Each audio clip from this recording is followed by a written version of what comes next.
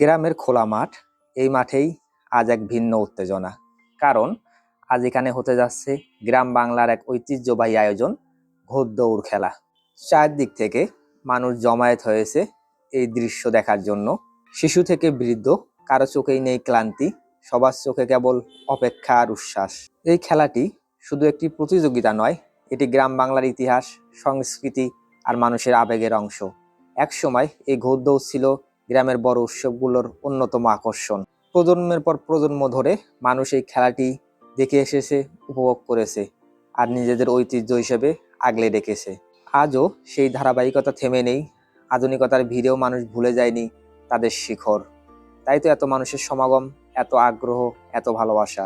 এই মাঠে শুধু ঘোড়া দৌড়ায় না, এখানে দৌড়ায় স্মৃতি, ঐতিহ্য আর গ্রাম বাংলার প্রাণ। এমন আয়োজন আমাদের মনে করিয়ে দেয় গ্রাম এখনো বেঁচে আছে, ঐতিহ্য এখনো বেঁচে আছে।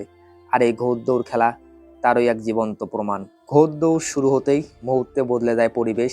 ঘোড়ার খুরের শব্দে কাঁপতে থাকে মাটির বুক, ধুলো উড়ে যায় চারদিকে।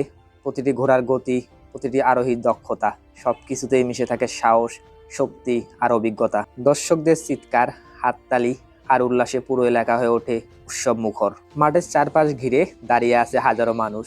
কেউ গাছের নিচে, কেউ খোলা রোদে, আবার কেউ বা উঁচু জায়গায় উঠে চেষ্টা করছে একটু ভালো করে দেখার।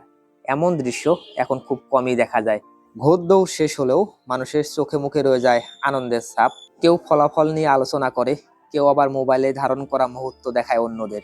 দিন শেষে এই আয়োজন হয়ে ওঠে গল্পের খোরাক, যা মানুষ অনেকদিন মনে রাখে। আজকের এই ঘোড়দৌড় শুধু একটি খেলা নয়, এটি আমাদের শেকড়ের গল্প।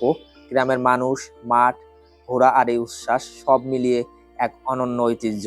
এমন আয়োজন বারবার হোক, প্রজন্মের পর প্রজন্ম জানুক গ্রাম বাংলার এই গর্বের ইতিহাস। কারণ এই খেলাই বলে দেয় আমাদের সংস্কৃতি এখনো জীবন্ত, এখনো শক্ত করে দাঁড়িয়ে আছে। উক্ত খেলা শেষে খেলায় অংশগ্রহণকারী খেলোয়াড়দের পুরস্কৃত করা হয়। ধন্যবাদ সবাইকে। জাকারিয়াকে সামনে আসার জন্য অনুরোধ জানাচ্ছি। এই গ্রুপের দ্বিতীয় স্থান অর্জনকারী জাকারিয়াকে ধন্যবাদ।